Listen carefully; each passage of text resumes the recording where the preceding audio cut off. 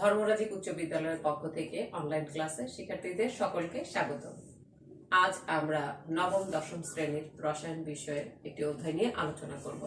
আজ আমরা তোমাদের রসায়নের দশম অধ্যায়টা নিয়ে আলোচনা করব। দশম অধ্যায়টা হচ্ছে খনিজ সম্পদ, ধাতু ও অধাতু। তো আমাদের প্রথম যে বিষয়গুলো আমরা আজকে যে বিষয়গুলো এই ক্লাসে আলোচনা করবো সেগুলো হচ্ছে খনিজ সম্পদ, শিলা, খনিজ, আকরিক, ধাতু নিষ্কাশন। দেখো এখানে আমি অনেকগুলা ধাতু নিষ্কাশনের ধাপগুলো একটু লিখেছি, তারপরে ধাতুর আকরিক গুলো লিখেছি যে এই ধাতুর আকরিক গুলার নাম কি, তোমাদের বইয়েও আছে এবং তোমরা এখানে আমি লিখে দিয়েছি, একসাথে আছে এখানে। আচ্ছা দেখো যে আমরা প্রথমে যদি খনিজ সম্পদ নিয়ে আলোচনা করি যে খনিজ সম্পদটা আসলে কি, সেটা নিয়ে যখন আমরা আলোচনা করব তোমাদের বইটা একটু খুব ভালো করে তোমরা পড়বা, এই অধ্যায়ের বইটা ভালো করে একটু পড়বা মনোযোগ দিয়ে। খনিজ সম্পদ দেখো যে আমাদের যে প্রয়োজনীয় বিভিন্ন ধাতু, অধাতু, উপধাতু, তারপরে বিভিন্ন যৌগ যেগুলো আমরা প্রকৃতিতে মাটি, পানি কিংবা বায়ুমণ্ডল থেকে সংগ্রহ করি। মাটি, পানি বা বায়ুমণ্ডলের যে অংশ থেকে এগুলো সংগ্রহ করা হয় সেগুলোকে আমরা বলতেছি খনিজ। এখানে তোমাদের আছে বিষয়টা যে খনিজ, আমরা খনিজ সম্পদ নিয়ে আলোচনা করতেছি এখন।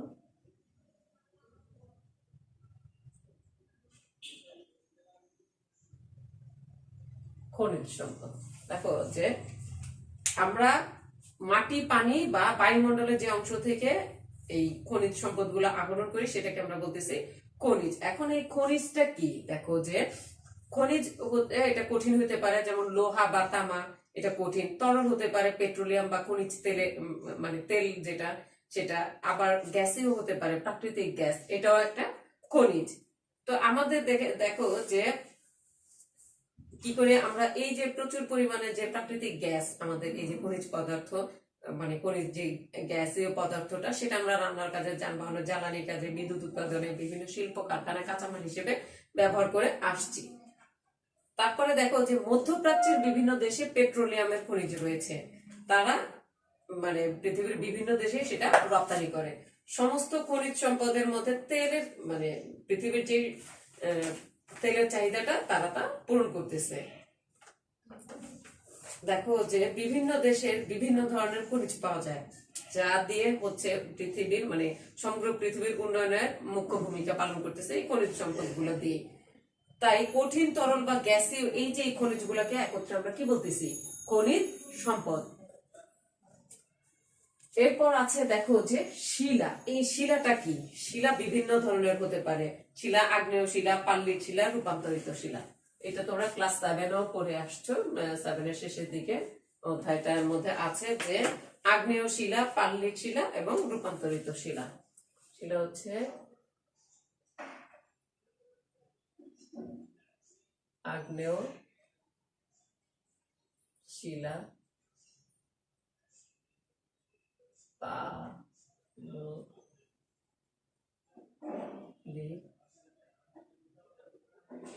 শিলা, রূপান্তরিত শিলা।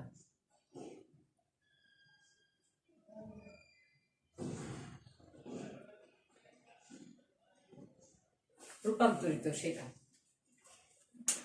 যেমন ধরো যে বিভিন্ন খনিজ পদার্থ মিশ্রিত হয়ে কিছু শক্ত কণা তৈরি হয়। ওই শক্ত কণাগুলো যখন একত্র হয়, মানে হয়ে যে পদার্থটা তৈরি করে, সেটা হচ্ছে শিলা। এই শিলা তৈরিতে দেখো যে এদের 3 প্রকার আমরা তো লিখলামই, যে আগ্নেয় শিলা।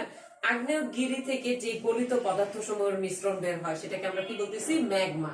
আগ্নেয়গিরি থেকে গলিত যে পদার্থটা বের হয় সেটা হচ্ছে ম্যাগমা। ম্যাগমা যখন ঠান্ডা হয়ে কঠিন পদার্থে পরিণত হয় তখন তাকে আগ্নেয় শিলা বলে, যেমন গ্রানাইট। গ্রানাইট হচ্ছে, যেমন হচ্ছে গ্রানাইট।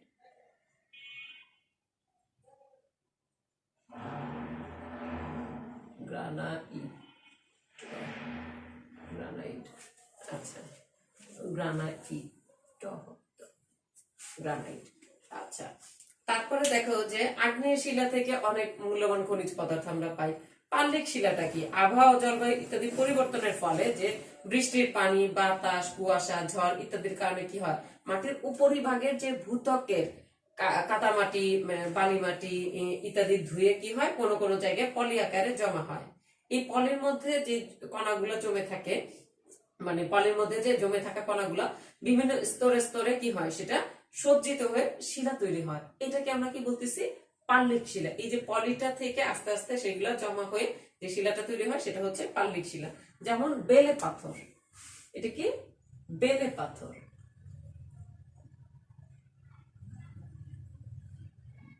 বেলে পাথর। তারপরে দেখো আসে রূপান্তরিত শিলা। রূপান্তরিত শিলা দেখো যে আগ্নেয় শিলা, পাললিক শিলা, বিভিন্ন এই যে শিলাগুলা সেগুলো তাপ এবং চাপে পরিবর্তিত হয়ে নতুন ধরনের একটা শিলা তৈরি হয়, সেটা হচ্ছে রূপান্তরিত শিলা। যেমন কয়লা। এই দুই ধরনের শিলা তাপ এবং চাপে পরিবর্তিত হয়ে মানে রূপান্তরিত হয়ে একটা শিলা তৈরি করে, সেটা হচ্ছে রূপান্তরিত শিলা। যেমন উদাহরণ হচ্ছে দেখো যে কয়লা। আমরা এরপরে দেখো যে খনিজটা নিয়ে যদি বলি, একবার বলছি যে মাটির উপরিভাগে বা মাটির তলদেশে যে সকল পদার্থ থেকে আমরা প্রয়োজনীয় দ্রব্যাদি, যেমন ধরো বিভিন্ন প্রকার ধাতু বা অধাতু ইত্যাদি সংগ্রহ করে থাকি, তাদেরকে আমরা খনিজ বলতেছি। এখন যে অঞ্চল মানে যে অঞ্চল থেকে খনিজ উত্তোলন করা হয় তাকে বলা হয় খনি। এরপর আসে আমাদের আকরিক। 4 নম্বর বিষয়টা হচ্ছে আমাদের আকরিক। এই আকরিকটা কি?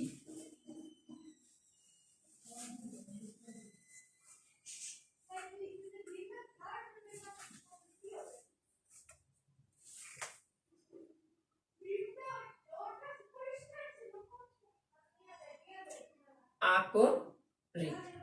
আচ্ছা, এই আকরিকটা দেখো যে যে সকল খনিজ থেকে লাভজনক ভাবে ধাতু বা অধাতুকে সংগ্রহ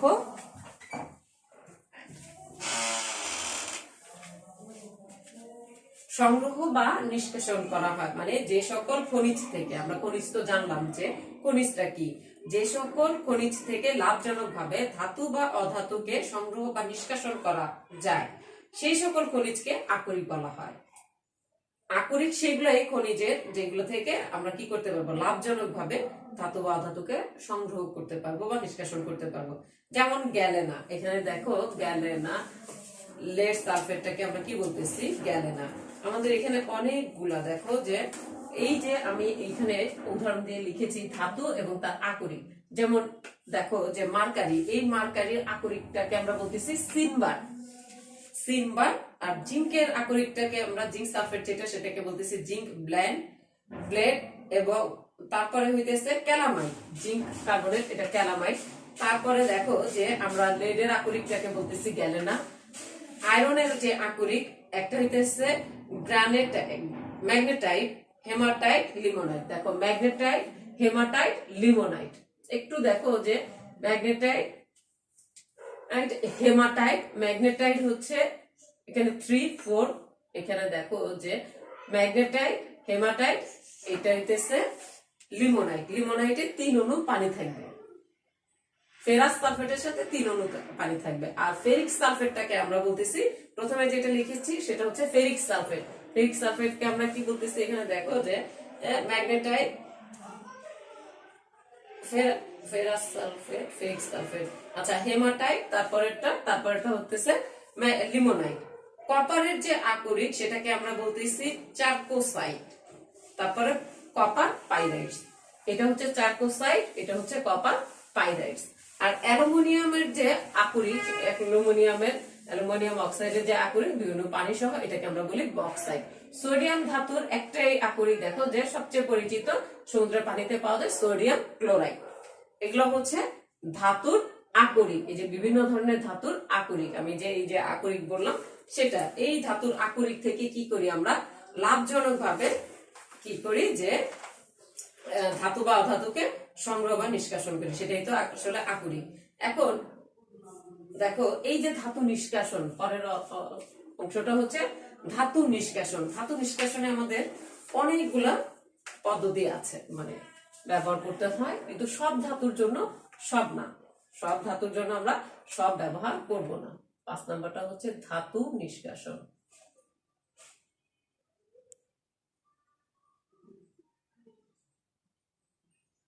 ধাতু নিষ্কাশন। আচ্ছা দেখো, এখন এই যে যে পদ্ধতিতে আকরিক থেকে ধাতু সংগ্রহ করা হয় তাকে আমরা কি বলি, ধাতু নিষ্কাশন বলি। বিভিন্ন ধাতুর কি ধর্ম ভিন্ন থাকে। এখন এই যে ধাতুর নিষ্কাশনের জন্য আমাদেরকে কি কি করতে হয়, যেমন ধরো ধাতুর বিভিন্ন ধরনের নিষ্কাশন প্রক্রিয়া আছে। কিছু কিছু ধাতু আমরা কি পাই, প্রকৃতিতে বিশুদ্ধ অবস্থায় পাওয়া যায়, কিন্তু কম বা অধিক সক্রিয় ধাতু সমূহ কি করি আমরা যৌগ হিসেবে প্রকৃতিতে পাই। তোমাদের এখানে ধাতুর একটা চার্ট দেয়া আছে, যদি আমরা দেখো যে ধাতু নিষ্কাশনে যেমন lithium, potassium, sodium, calcium, magnesium,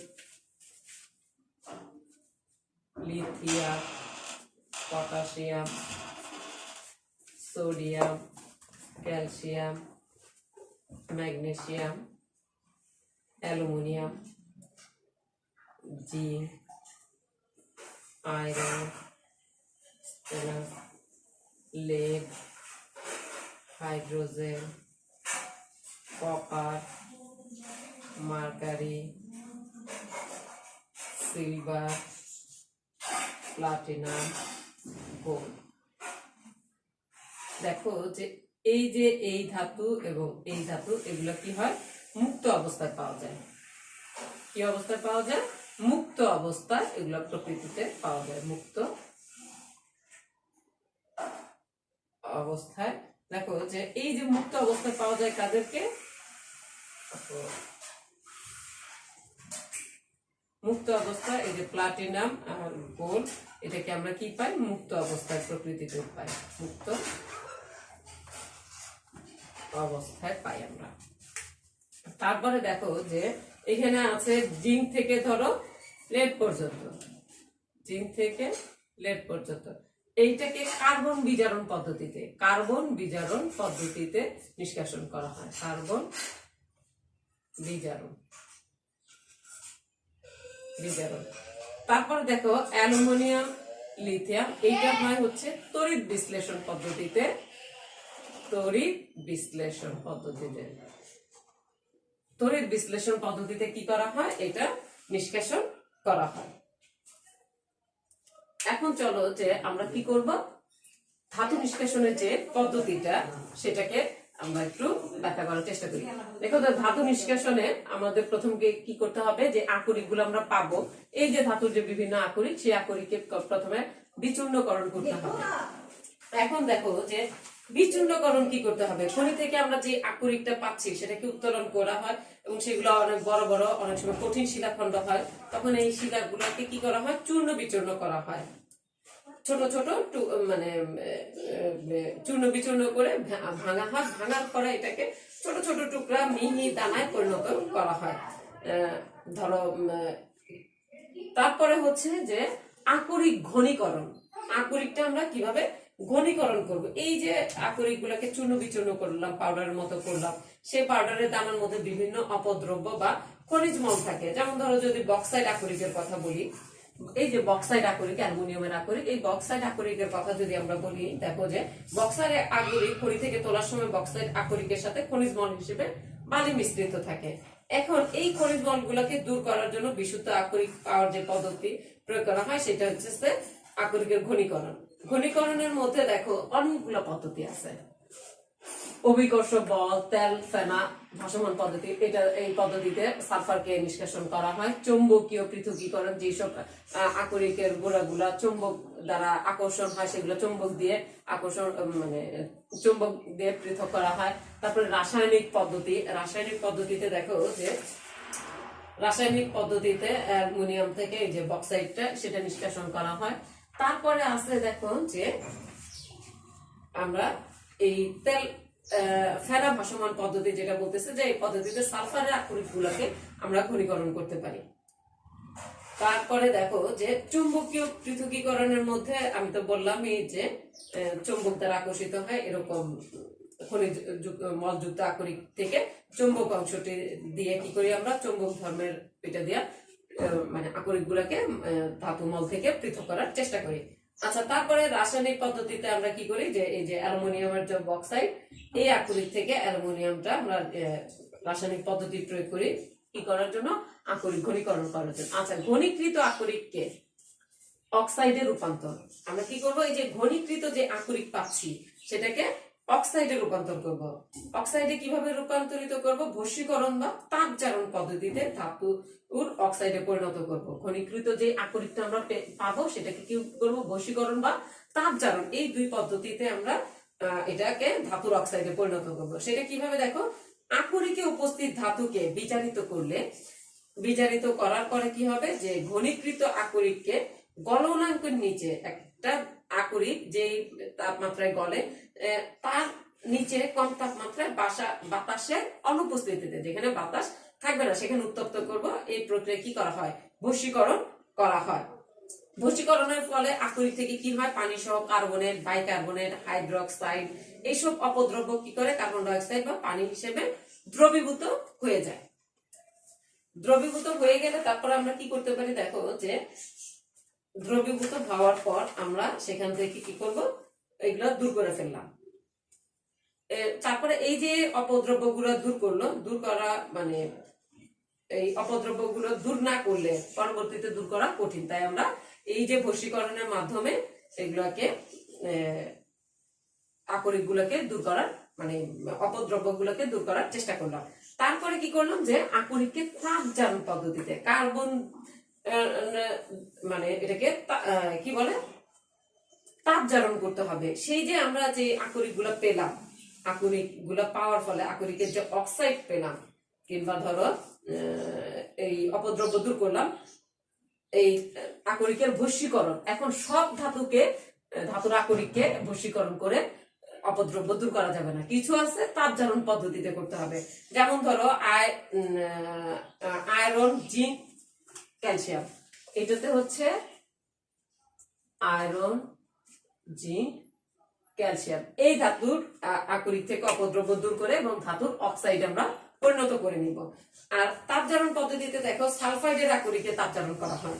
সালফাইডের আকরিকে আমরা যদি তাপজারণ করি তাহলে কি করতে হবে, সালফাইড আকরিকে গলনাঙ্কের চেয়ে, তার যে গলনাঙ্ক থাকে তার চেয়ে কম তাপমাত্রায় বাতাসের উপস্থিতিতে একে কি করতে হবে, উত্তপ্ত করতে হবে। তাহলে কি হবে, যে সালফাইড, ফসফরাস, আর্সেনিক এইসব উদ্বায়ী খনিজ মল অক্সাইড হিসেবে দূরীভূত হয়ে যাবে। আচ্ছা, এই গেল মানে ঘনীকৃত আকরিককে অক্সাইডে রূপান্তর করলাম। এখন এই যে অক্সাইড, ধাতব অক্সাইডকে মুক্ত ধাতুতে রূপান্তর, আমরা এখন কি করবো, যে ধাতব অক্সাইড তৈরি করলাম সেই ধাতব অক্সাইডকে কি করব, মুক্ত ধাতুতে রূপান্তর করব। কিভাবে আমরা দেখো যে মুক্ত ধাতুতে রূপান্তর করতে পারি।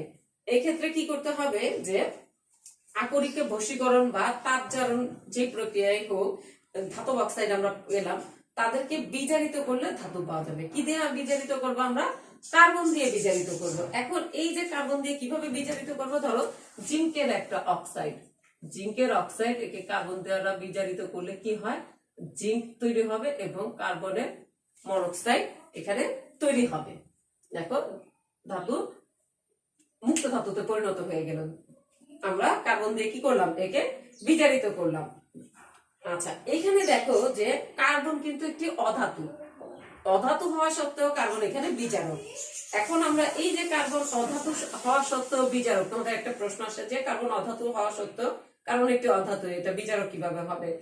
এটা কি করতেছে, যে এইখান থেকে দেখো জিঙ্ক অক্সাইড থেকে অক্সিজেন একটা ঋণাত্মক মূলক, তাকে সরিয়ে ফেলতেছে, এই অক্সাইড থেকে সরিয়ে ফেলতেছে কে, কার্বন। কার্বন যেহেতু একটা ঋণাত্মক মূলককে সরিয়ে ফেলতে পারে, তাই কার্বনকে এখানে কি বলা হইতেছে, বিজারক বলা হচ্ছে। এটা একটা প্রশ্ন আসে, অনেক সময় ছোট প্রশ্ন আসে, কার্বনকে কেন বিজারক বলা হয়। দেখো যে যেসব ধাতু সক্রিয়তা মানে বেশি, সেগুলা ধাতুর যে সক্রিয়তা সিরিজ সেখানে উপরে থাকে, তাদেরকে আমরা কি করি, তড়িৎ বিশ্লেষণ পদ্ধতির মাধ্যমে বিজারণ ঘটানো হয়। এইগুলোকে তড়িৎ বিশ্লেষণ পদ্ধতির মাধ্যমে বিজারণ ঘটানো হয়। যে কার্বন দিয়ে আমরা যেরকম বিজারণ ঘটালাম, এগুলো তড়িৎ বিশ্লেষণের মাধ্যমে বিজারণ ঘটানোর ফলে কি হচ্ছে, মুক্ত ধাতু আমরা পাচ্ছি। তারপরে দেখো যে মধ্যম মানের যে সক্রিয় ধাতুগুলো থাকে, তাদের অবস্থান নিতেছে সক্রিয়তা সিরিজে অধিক সক্রিয় ধাতু নিচে থাকে, তাদেরকে আমরা কি করি, কার্বন বিজারণ পদ্ধতির মাধ্যমে বিজারণ ঘটানোর চেষ্টা করি। এই যে আমরা বললাম যে ধাতব অক্সাইডকে মুক্ত ধাতুতে রূপান্তরটা কিভাবে করলাম, বিজারণের মাধ্যমে।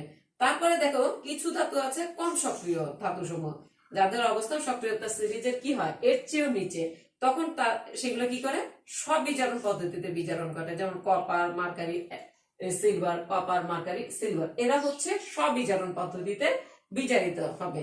তারপরে প্রায় অসক্রিয় ধাতু যাদের অবস্থান সক্রিয়তা সিরিজের একেবারে নিচে, এই যে লেড এবং প্লাটিনাম এবং গোল্ড, এরা কি হয় বিশুদ্ধ অবস্থায় আমরা কি পাই প্রকৃতিতে পাই।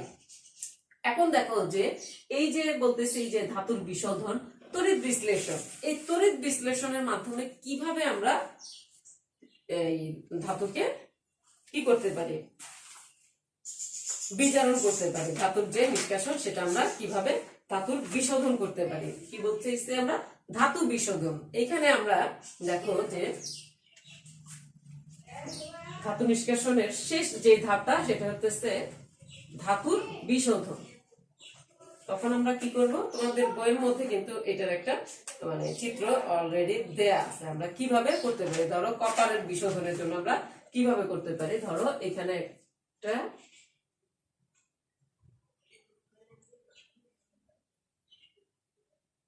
আচ্ছা, এখানে দেখো আমরা কি করব যে অবিশুদ্ধ একটি কপারের দণ্ড নিব, অবিশুদ্ধ একটি কপারের দণ্ড নিব। দেখো এই একটা পাত্রের মধ্যে আমরা কি করলাম কপার সালফেটের দ্রবণ দিব, এটার মধ্যে থাকবে কি দ্রবণটা হবে কপার সালফেটের দ্রবণ, এই দ্রবণটা হচ্ছে কপার সালফেটের দ্রবণ। আচ্ছা, এখন দুইটা আমরা দণ্ড নিব, একটা অ্যানোড একটা ক্যাথোড দণ্ড। এখন দেখো যে অবিশুদ্ধ যে কপারটা নিব সেটা এখানে অ্যানোড হিসেবে নিব, আর বিশুদ্ধ যেটা নিব সেটা আমরা ক্যাথোড হিসেবে ব্যবহার করব। এটা হচ্ছে ক্যাথোড, ক্যাথোড, আর এটা হচ্ছে আমরা অ্যানোড হিসেবে ব্যবহার করব। অ্যানোডটা কি করব, এখানে তড়িৎ সংযোগ করা হবে ব্যাটারির ধনাত্মক প্রান্তের সাথে, আমরা অ্যানোডটাকে যুক্ত করব।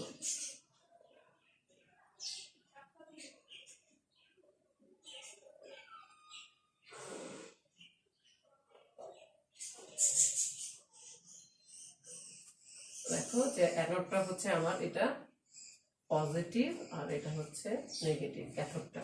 এখন এটা হচ্ছে অবিশুদ্ধ কপার, অবিশুদ্ধ কপার।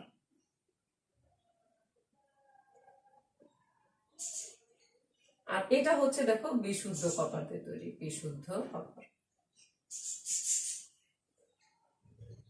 আচ্ছা দেখো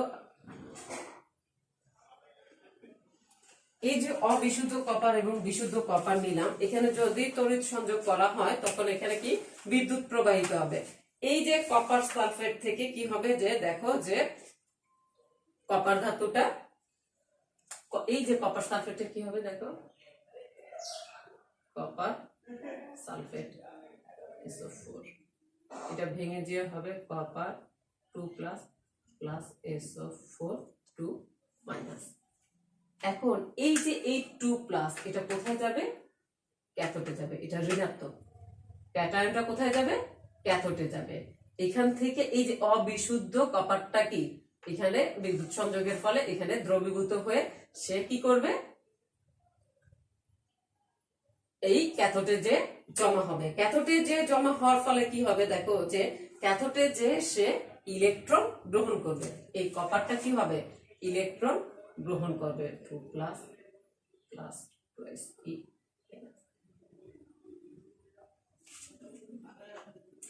সলিড কপার। দেখো যে এই যে কপার সালফেটটা কিভাবে দ্রবণে দ্রবীভূত হবে, এইভাবে দ্রবণে দ্রবীভূত হবে। এটা হচ্ছে অবিশুদ্ধ কপার, যেটা আমরা অ্যানোড হিসেবে ব্যবহৃত হচ্ছে। এখন এই যে দ্রবণের যেই কপার আয়নটা থাকবে, এই যে কপার আয়নটা তখন কি হবে এটা ক্যাটায়নে পরিণত হয়েছে, এটা অ্যানায়ন হয়েছে। তখন এই যে কপারটা কি করবে যে ক্যাথোডে যে সে এখান থেকে যে এই যে এখান থেকে যে কপারটা মুক্ত হবে, সেই কপারটা মুক্ত হয়ে সে কি করবে ইলেকট্রন এখানে যে গ্রহণ করবে, ক্যাথোডে যে সে ইলেকট্রন গ্রহণ করে কপার ধাতুতে পরিণত হবে। সেটা কোথায় হবে এই যে এটার চারপাশে এই যে কপার ধাতু হিসেবে জমা হবে। আচ্ছা, এইভাবে কপার ধাতুটা বিশোধিত হবে। কিভাবে বিশোধিত হবে?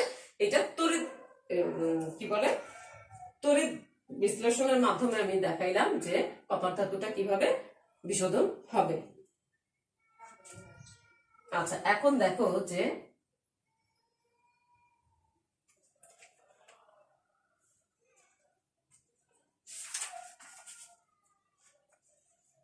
আচ্ছা একটু বলছি, দেখো যে এখানে কপার ধাতুটা নিজে স্ববিজারণ পদ্ধতিতে এখানে তড়িৎ সংযোগ দিলে এইটা নিজে কি হবে, এই কপার সালফেটটা ভেঙে বিয়োজিত হয়ে তড়িৎ বিশ্লেষণে তখন সে কপার এই 2+ আয়নে পরিণত হবে, মানে ক্যাটায়নে পরিণত হবে, এবং সে ক্যাথোডে যে সেখান থেকে 2টা ইলেকট্রন গ্রহণ করে কপার ধাতুতে পরিণত হবে এবং মুক্ত কপার এই ক্যাথোডের চারপাশে এরকম জমা হবে। এইভাবে কপার ধাতু কি করা হয়, নিষ্কাশন করা হয় বা বিশোধন করা হয়। আমি যেটা বলছি যে ধাতুর বিশোধনটা এইভাবে হয়, কপার ধাতুটা এইভাবে হয়।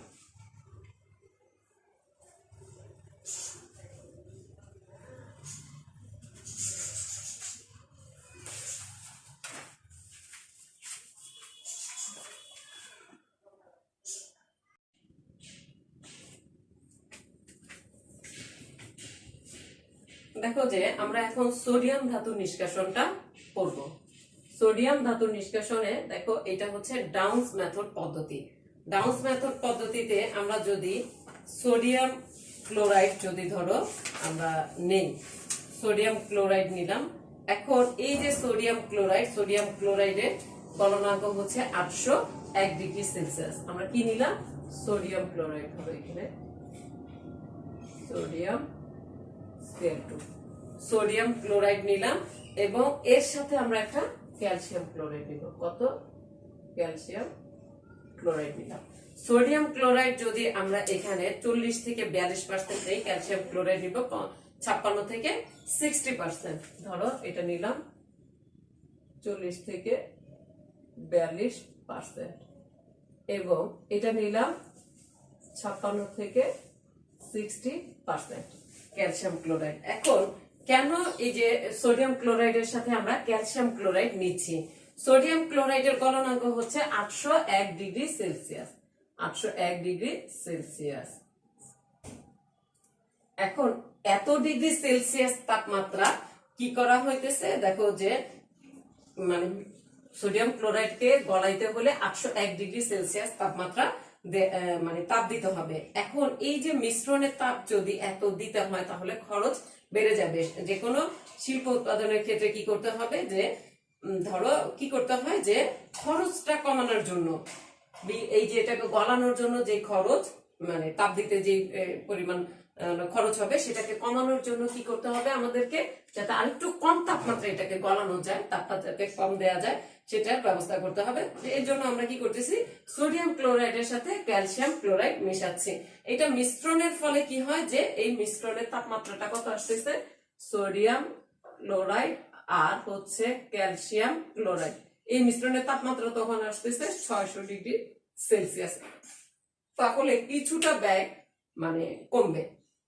তখন আমরা কি করতেছি, এই তাপ দিচ্ছি এবং এখানে দেখো যে এই কি করতেছি, আমরা এখানে এই দিক দিয়ে ক্যালসিয়াম ক্লোরাইড সোডিয়াম ক্লোরাইড দিচ্ছি। এখন এই যে ক্যালসিয়াম ক্লোরাইড এবং সোডিয়াম ক্লোরাইড দিচ্ছি, এটা কি হচ্ছে, এখানে সোডিয়াম ক্লোরাইডটা বলে কি হবে, সোডিয়ামটা কি হয়, সোডিয়াম ক্লোরাইড। এখানে যদি লিখি আমি বিয়োজিত হয়ে সোডিয়ামটা কি হয়, sodium plus plus chloride ion তৈরি হয়, সোডিয়াম এবং ক্লোরাইড আয়ন। এখানে দেখো যে এই যে কার্বন অ্যানোড দণ্ড আমরা এখানে ব্যবহার করেছি, এটা কার্বনের অ্যানোড দণ্ড এবং এখানে এই যে দুটা দেখতে পাচ্ছ যে আমরা ক্যাথোড দণ্ড ব্যবহার করেছি, এই যে লোহার ক্যাথোড দণ্ড আমরা ব্যবহার করেছি।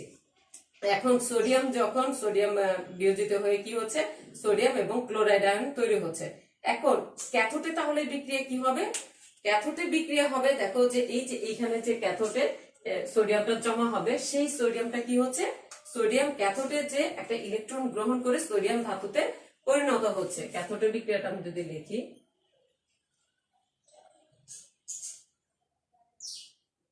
ক্যাথোডে বিক্রিয়া হচ্ছে এই যে সোডিয়াম ধাতু, সেটা কি হচ্ছে এখানে যে একটা ইলেকট্রন গ্রহণ করে সোডিয়াম ধাতুতে পরিণত হচ্ছে। এখন এই যে এই সোডিয়াম ধাতুটাকে কি করতেছি আমরা, এই যে এই নলের মাধ্যমে এই ট্যাঙ্কে জমা করতেছি।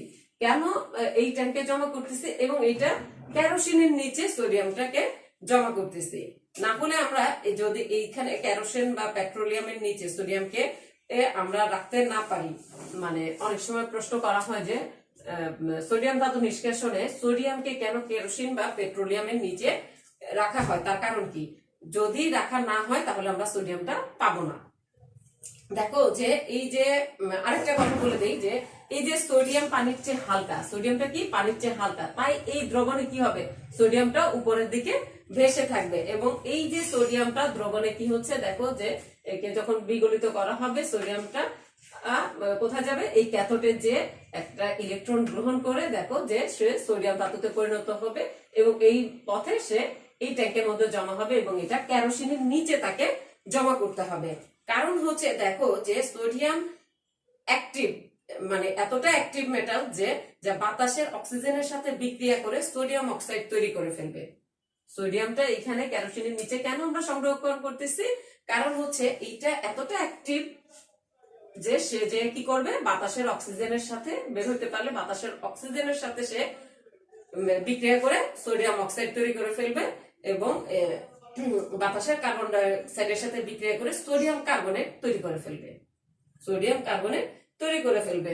তাহলে এই যে যদি সোডিয়াম কার্বনেট তৈরি করে ফেলে সেটা আমাদের জন্য কি ক্ষতিকর হবে, তাই তখন আমরা কি সেখান থেকে সোডিয়ামটা পাবো না। তাই এটাকে আমরা কি করব, কেরোসিনের বা পেট্রোলিয়ামের নিচে সংরক্ষণ করার চেষ্টা করব। আচ্ছা, অ্যানোডে দেখো যে অ্যানোডে বিক্রিয়াটা কি হবে। অ্যানোডে আমরা কি পাচ্ছি, অ্যানোডে যে এই যে কার্বন দণ্ড আমরা ব্যবহার করলাম, অ্যানোডে কার্বন দণ্ড ব্যবহার করলাম, এই অ্যানোডে আমাদের কি হবে, দেখো যে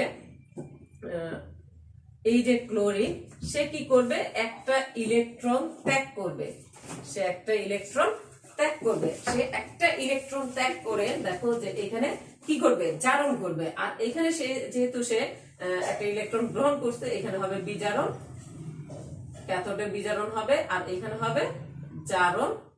দেখো তারপরে কি হবে, দেখো যে এখানে এই ক্লোরিন একটা ক্লোরিনের সাথে যুক্ত হয়ে ক্লোরিন গ্যাস তৈরি করবে। এই ক্লোরিন গ্যাসটা কি হবে, এই দিক দিয়ে উঠে যাবে।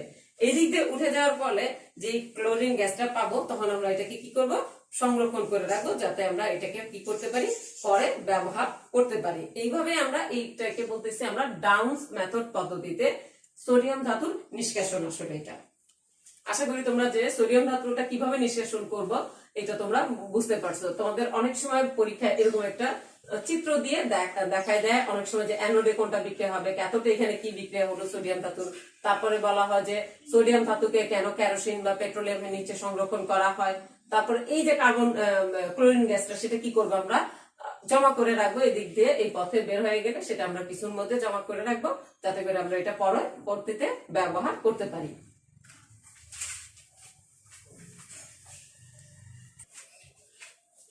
দেখো যে আমি এখানে যেটা দিয়েছি এই চিত্রটাতে, এখানে কি হচ্ছে, অ্যালুমিনিয়ামের নিষ্কাশন, অ্যালুমিনিয়াম ধাতুর নিষ্কাশন আমরা এখন বলবো। কি করবো, অ্যালুমিনিয়াম ধাতুর নিষ্কাশন।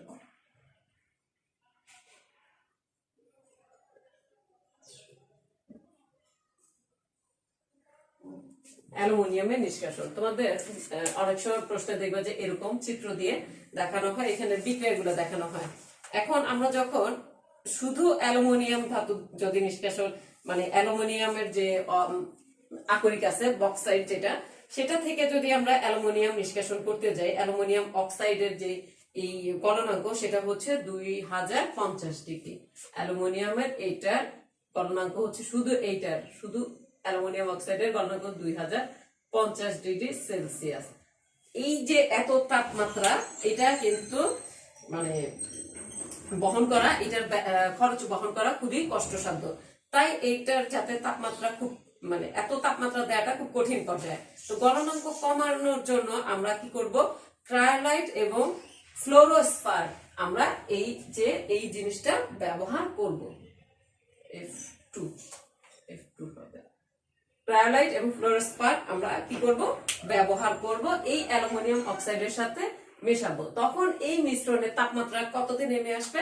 প্রায় 1000 ডিগ্রি সেলসিয়াসে নেমে আসবে এই মিশ্রণের তাপমাত্রা গলনাঙ্ক কমানোর জন্য। এখন এই যে এই অ্যালুমিনিয়াম অক্সাইডটা দেখো যে এখানে আমরা কি করছি, যে এখানে যখন অ্যালুমিনিয়ামের এই যে এই মিশ্রণটা দেয়া হচ্ছে, এখানে কি দিচ্ছি আমরা, দেখো Al2O3, তারপর দিচ্ছি ক্রায়োলাইট A3 AlFe6, তারপর দিচ্ছি ফ্লোরোস্পার F2 এইখানে দিচ্ছি। তারপর যখন বিদ্যুৎ সংযোগ করা হবে, দেখো হচ্ছে বিদ্যুৎ সংযোগ করা হলে ইস্পাতের তৈরি একটা ট্যাঙ্ক নিছি, এটা হচ্ছে ইস্পাতের তৈরি একটা ট্যাঙ্ক। এখানে ভেতরে দিয়েছি আমি, মানে এখানে যেটা ব্যবহার করা হচ্ছে সেটা হচ্ছে কার্বনের আস্তরণ দেওয়া। এই ইস্পাতের তৈরি ট্যাঙ্কের ভেতরে একটা কার্বনের আস্তরণ দেয়া আছে।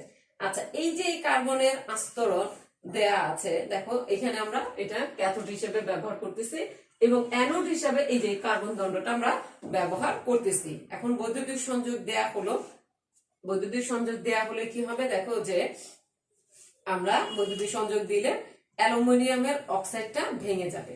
অ্যালুমিনিয়ামের যে অক্সাইডটা সেটা ভেঙে যাবে। অ্যালুমিনিয়ামের অক্সাইডটা ভেঙে গেলে দেখো Al2O3 এটা যখন বিভাজিত হবে তখন কি হচ্ছে, Al3++3O2- এটা তৈরি করবে, 2- তৈরি করবে। দেখো তখন এই যে এইটা যে তৈরি হলো, তখন দেখো যে এই যে এই অ্যালুমিনিয়ামটা কোথায় যাবে, ক্যাথোডে যাবে। এই অ্যালুমিনিয়ামটা যখন ক্যাথোডে যাবে তখন সে কি করবে, এই যে ক্যাথোডে যে সে 3টা ইলেকট্রন গ্রহণ করবে। ক্যাথোডে কি বিক্রিয়াটা হবে, দেখো যে ক্যাথোডে বিক্রিয়াটা হবে যে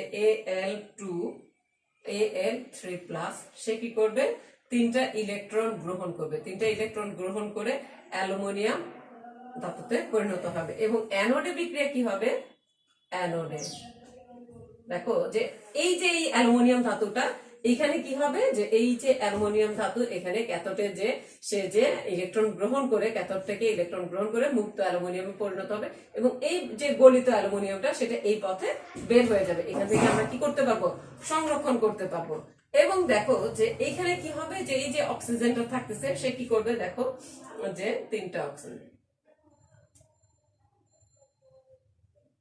3O2- সে কি করবে, 3টা O+, 6টা ইলেকট্রন ত্যাগ করবে। সে অ্যানোডে যে এটা করবে, এখানে যে এই অক্সিজেনটা জমা হবে 3O+, 3O কি হবে 3O2, এটা গ্যাস তৈরি হয়ে গেল। এই গ্যাসটা কোথায় জমা হবে, এই যে এই কার্বন দণ্ডের এই ভেতরে জমা হবে।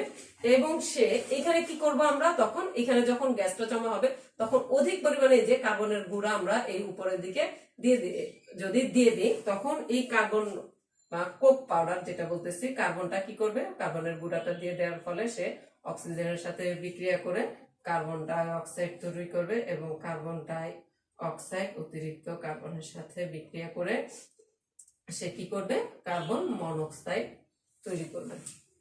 দেখো যে এইভাবে আমরা এই পদ্ধতিতে কি করতে পারি, অ্যালুমিনিয়াম ধাতুর নিষ্কাশন করতে পারি।